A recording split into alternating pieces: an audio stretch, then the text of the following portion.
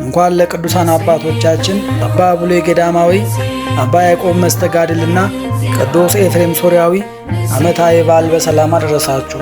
ቻናሉ አዲስ ስለሆነ ሁላችሁም በቅንነት ሰብስክራይብ አድርጋችሁ መጀመር፣ ቪዲዮ ላይክ ማድረግና ኮሜንት በማስቀመጥ ድጋፋችሁን ግለጹልኝ።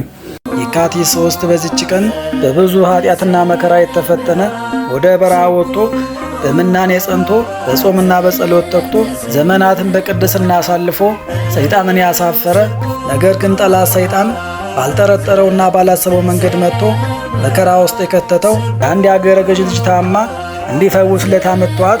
እርሱም ፈውሶላቸው ይዘዋት ከሄዱ በኋላ በድጋሚ ታማባቸው አገረ ገዥም ከታናሽ ወንድሟ ጋራ ከቅዱሱ ጋር እንድትቆይ ትተዋት ሲሄዱ ከመላመዳቸው የተነሳ በኃጢአት ዝሙት ውስጥ የወደቀ የሰራው ኃጢአቱ እንዳይገለጥበትም እርሷንና ወንድሟን የገደላቸው ጠላት ሰይጣንን በውስጡ ተስፋ አስቆርጦት ወደ ዓለም ሲመለስ የሰውን መዳን እንጂ መጥፋት የማይወድ ቸሩ እግዚአብሔር አንድ ባህታዊ አባትን ልኮ መክሮ ንስሐ ያሰጠው። ከዚያችም ቀን በኋላ ወደ አንድ ቦታ ብቻውን ሄዶ ጉድጓድን ምሶ ድንጋይ ተንተርሶ ለ30 ዓመት ያክል በመሪር ለቅሶና ሐዘን እግዚአብሔርን የለመነ የሰራዊት ጌታ ልዑል እግዚአብሔርም መሪር ልቅሶውን ተመልክቶ ወደ ቀደመ ጸጋ የመለሰው በዝናብ እጦት ምክንያት ከባድ መከራ ውስጥ ለነበረ ማህበረሰብ ዝናምን አዝንቦ ሕዝቡን ሁሉ ከረሃብ እልቂት የታደገ ቀሪ ዘመኑንም እግዚአብሔርን ደስ አሰኝቶና አገልግሎ በዚች ቀን በክብር ያረፈ ቅዱስ አባ ያዕቆብ መስተጋድል በዚች ቀን ዓመታዊ በዓሉ ይከበራል። ዳግመኛም በዚች ቀን ሕይወቱ መላእክትን የመሰለ ቅዱስ አባ ቡሌ ገዳማዊና ቅዱስ ኤፍሬም ሶርያዊ አፈ በረከትም ዓመታዊ በዓላቸው ይታሰባል። በዓታ ለማርያም ድንግል ወላዲተ አምላክ ቅዱሳን ኢያቄምና ሐና፣ ቅዱሳን ሊቃናት አበው ቅዱስ ዘካርያስና ቅዱስ ስምዖን፣ አባ ሊባኖስ ዘመጣ፣ አቡነ ዜና ማርቆስ፣ አቡነ መድኃኒነ እግዚእና ቅዱስ ቄርሎስ ሊቀ አምደ ሃይማኖት ደግሞ ወርኃዊ በዓላቸው ይታሰባል። ለእግዚአብሔር ክብር ምስጋና ይሁን።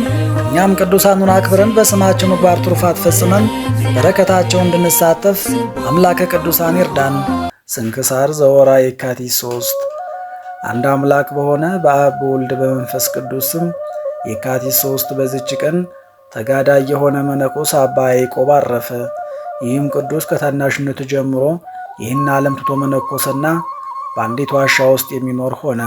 ያለማቋረጥም በቀንና በሌሊት ሁልጊዜ ይጾማል፣ ይጸልያል፣ በመስገድም ይተጋ ነበር። ከበዓቱም ወጥቶ ወደ መንደር አይገባም፣ የሴት ፊትም አያይም። እንዲህም ሆኖ 15 ዓመት ኖረ። ከዚህም በኋላ ዲያብሎስን ከሚከተሉት ክፉዎች ሰዎች ውስጥ ምክንያት ፈጥረው አንዲቷን አመንዝራ ሴት ወደ እርሱ እንድትገባ አደረጓት። በገባችም ጊዜ የኃጢአትን ሥራ እያስታወሰች በፊቱ መጫወት ጀመረች።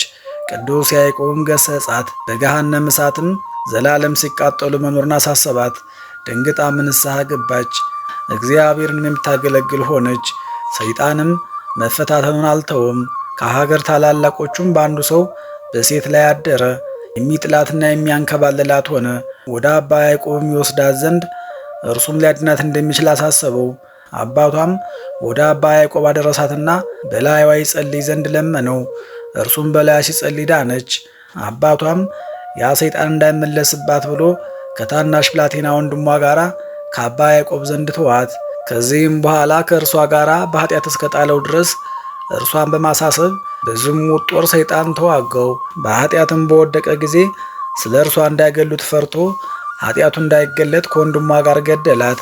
ሰይጣንም ደግሞ ቀቢጸ ተስፋ በልቧ አሳደረበት። ወደ ዓለም ሊሄድ ከበዓቱ ወጣ። የኃጢአተኛውን ሞት የማይወድ መሐሪ ይቅር ባይ እግዚአብሔርም ጻድቅ የሆነ መነኮስ ወደ እርሱ ላከ። በጎዳናውም ሲጓዝ ተገናኘውና ሰላምታ ሰጠው። እንዲህም ብሎ ጠየቀው፣ ወንድሜ ሆይ ምን ሆነሃል?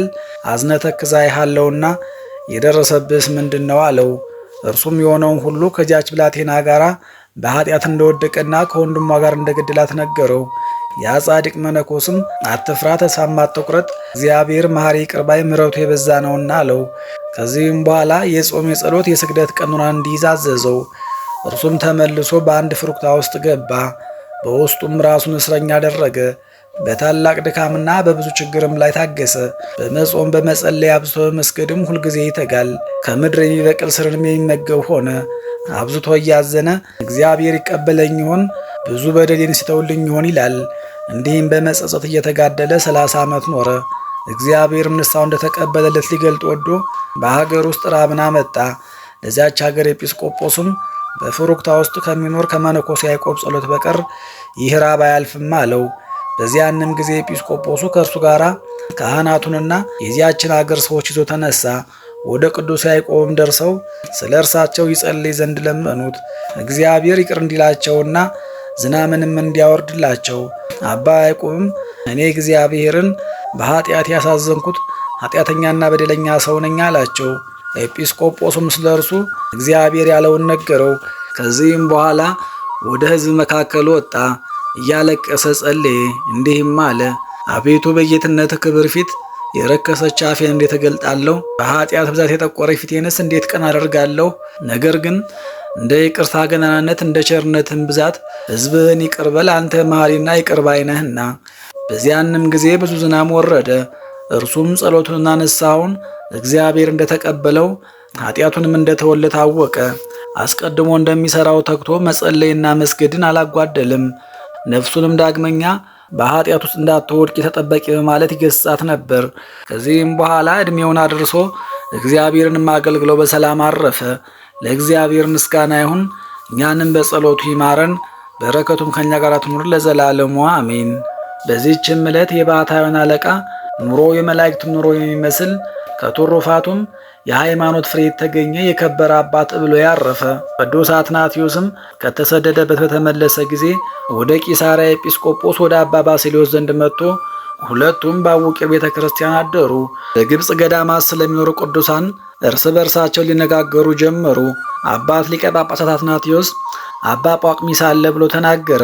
አባ ባስልዮስም አባ አንጦንዮስንና አባ አሞን ያሉ አለ። ከእርሳቸው የሚልቀውን ሊረዱ ሽተው ሳሉ የካቲት 5 ቀን በመንፈቀ ሌሊት አባ አትናቴዎስ ራእይን አየ። እስከ ሰማይ የምትደርስ ታላቅ ዛፍ ነበረች። ቅርንጫፎቿም እስከ ባህር ደርሰዋል። ብዙ ሰዎችም ከቅርንጫፎቿ በታች ተጠልለዋል። በመካከሏም ታቦት መሠዊያ አለ። ከዚህም ራእይ የተነሳ እየተደነቀ ሳለ እነሆ የመላእክት አለቃ የከበረ ቅዱስ ሚካኤል ከሰማይ ወርዶ ይህን ያየኸውን ከባስልዮስ ጋር ተነጋገር፣ እኔም እገልጥላችኋለሁ አለው። እንዲህም ብሎ ተረጎመላቸው። ያየሃት ዛፍ በግብፅ አውራጃዎች ውስጥ የሚሰራ ገዳም ነው። ቅርንጫፎቿ መነኮሳት ናቸው። መሠዊያውም መላእክት የሚጎበኙት የእግዚአብሔር ማደሪያ፣ ይህ ርኩሳን መናፍስት የሚሽር የሐዋርያት አለቃ የጴጥሮስ አምሳል የሆነ አባ ብሎይ ነው። በእስክንድርያ የሚኖር አንድ የ100 አለቃ የአባ ብሎይን ዜና ሰምቶ በረከቱን ይቀበል ዘንድ ወደ አባ ብሎይ እንዲልከው ሊቀ ጳጳሳት አትናቴዎስን ማለደው። እርሱም ከ7 መነኮሳት ጋር ሰደደው። እነርሱም አባ የስዶስ፣ አባ ዮሐንስ፣ አባ ብሶይ፣ አባ ሞኒ፣ አባ ፊቅጦር፣ አባ አግሮኒኮስና አባ ካሉናስ ናቸው። በደረሱም ጊዜ አባ ብሎይ በደስታ ተቀበላቸው። ከመነኮሳቱም ጋር የመጣው 100 አለቃ አንዲቱ ዓይኑ የታወረች ናት። አባ ብሎይም በተሳለመው ጊዜ ዓይኑ ተከፈተች። እርሱም በዓለም የሚያበራ ኮከብ ብሎ ተናገረ። ዳግመኛም አባ ብሎይን ለመነው፣ እንዲህም አለው፣ ሚስቴ በለምጽ ደዌ ትጨነቃለች። እርሷም በአስኬማ የተማጸነች ናት። እኔ ያገኘሁት ጸጋህ ለእርሷም ይድረሳት። አባ ብሎይም በክብር ባለቤት ጌታችን ስም ፈውስ ይሁንላት አለ። ይህም ቃል ካፉ እንደወጣ ድና ጤንነትን አገኘች። በአንዲትም ዕለት አባ ብሎይ ከመነኮሳት መካከል ቆሞ ቤተ ክርስቲያን የምትሰራበትን ያስገነዝበን ዘንድ መድኃኒታችን ክርስቶስ ከደቀ መዛሙርቱ ጋር ይመጣልና አንዱም አንዱ ከእናንተ አይሂድ ከዚህ ይኑር እንጂ አላቸው። ያን ጊዜም በዚያ ቦታ ብርሃን ወጣ። የክብር ባለቤት ጌታችን ኢየሱስ ክርስቶስ ከከበሩ ደቀ መዛሙርቱና ከመላእክቶቹ ጋር መጣ። ቤተ ክርስቲያኑ ሕንፃ የሚመሰረትበትንም አሳያቸው። እርሱም በበጎ ሥራ ሁሉ ፍጹማን ይሆኑ ዘንድ ፍቅርን የሚያጸኑ ዘንድ ልጆቹን ይመክራቸው ነበር። እየመከራቸውም ፊቱ ተለውጦ እንደ እግዚአብሔር መልአክ ፊት ሆነ፣ ሁለመናውም እንደሚነድ እሳት ሆነ። እነርሱም ፈሩ። እርሱም ልጆች አትፍሩ፣ እነሆን የሰናበታችኋለሁ አላቸው። ይህንንም ብሎ ነፍሱ ተመሰጠች፣ በጎ መዓዛም ሸተተ። ወዲያውኑ ዓይኑ ተገለጠና ጌታ ኢየሱስ ክርስቶስ እርዳኝ፣ ነፍሴንም ወደ አንተ ተቀበለ አለ። ይህንንም ብሎ አረፈ። የቀረውም ዜና በጥቅምት 25 ቀን ተጽፏል። ለእግዚአብሔር ምስጋና ይሁን፣ እኛንም በጸሎቱ ይማረን፣ በረከቱም ከኛ ጋር ትኑር ለዘላለሙ አሜን። በዚችም ቀን የሶርያዊ ቅዱስ ኤፍሬም የሥጋው ፍልሰት ሆነ። በረከቱም ከኛ ጋር ትኑር፣ ለእግዚአብሔር ምስጋና ይሁን አሜን። ጌታ ሆይ ከብልጽግናቸው ብዛት የተነሳ ብዙ መባ ካገቡት ይልቅ የዳዊትን አነስተኛ መባ እንደተቀበልክ ለሁል ጊዜ የሚያገለግሉ አላፍ መላእክትን እያሳሰብኩ በችግር ጊዜ የማቀርብልን ምስጋና ተቀበል። እናንተም ቅዱሳን ነቢያት፣ የወንጌል ሰባኪያን ሐዋርያት፣ ሰማዕታትና ጻድቃን፣ ትጉሃን መላእክት፣ ፍጹማን ደናግል እንዲሁም ደጋጎች መነኮሳት ሆይ ልጅ አዋቂ ሳንለይ የምንሰበሰብበትን የጉባኤ ቦታ ባርኩ። ይህንን መጽሐፍ ወረቀት አዘጋጅቶ ብራና ዳምጦ የጻፈውን ያጻፈውን ከግዕዝ ወደ አማርኛ የተረጎመውን ቃለ ንባቡን በእርጋታ መንፈስና በተመስጦ ሕሊና ያዳመጠውን በደለኛን ሁሉ በምታስምር በጌታ እናት በማርያም ጸሎት ኢየሱስ ክርስቶስ በአንድነት ይማረን። በማርያም ጸሎት ኢየሱስ ክርስቶስ በአንድነት ይማረን። በማርያም ጸሎት ኢየሱስ ክርስቶስ በአንድነት ይማረን ለዘላለሙ አሜን። አባታችን ሆይ በሰማያት የምትኖር፣ ስምህ ይቀደስ፣ መንግሥትህ ትምጣ፣ ፈቃድህ በሰማይ እንደሆነች እንዲሁ በምድር ትሁን። የዕለት እንጀራችንን ስጠን ዛሬ፣ በደላችንንም ሁሉ ይቅር በለን እኛም የበደሉን ይቅር እንድንል። አቤቱ ወደ ፈተናም አታግባን ከክፉ ሁሉ አድነን እንጂ እች መንግሥት ያንተ ናትና፣ ኃይል፣ ክብር፣ ምስጋና ለዘላለሙ አሜን። እመቤታችን ቅድስት ድንግል ማርያም ሆይ በመልአኩ በቅዱስ ገብርኤል ሰላምታ ሰላም እንልሻለን። በሐሳብሽ ድንግል ነሽ፣ በሥጋሽም ድንግል ነሽ። የአሸናፊ ልዑል እግዚአብሔር እናት ሆይ ሰላምታ ላንቺ ይገባሻል። ከሴቶች ሁሉ ተለይተሽ አንቺ የተባረክሽ ነሽ፣ የማኅፀንሽም ፍሬ ቡሩክ ነው። ጸጋን የተመላሽ ቅድስት ሆይ ደስ ይበልሽ፣ ልዑል እግዚአብሔር ከአንቺ ጋር ነውና ከተወደደው ልጅሽ ከጌታችን ከመድኃኒታችን ከኢየሱስ ክርስቶስ ዘንድ ይቅርታንና ምሕረትን ለምኝልን ኃጢአታችንንም ያስተሰርይልን ዘንድ ለዘላለሙ አሜን።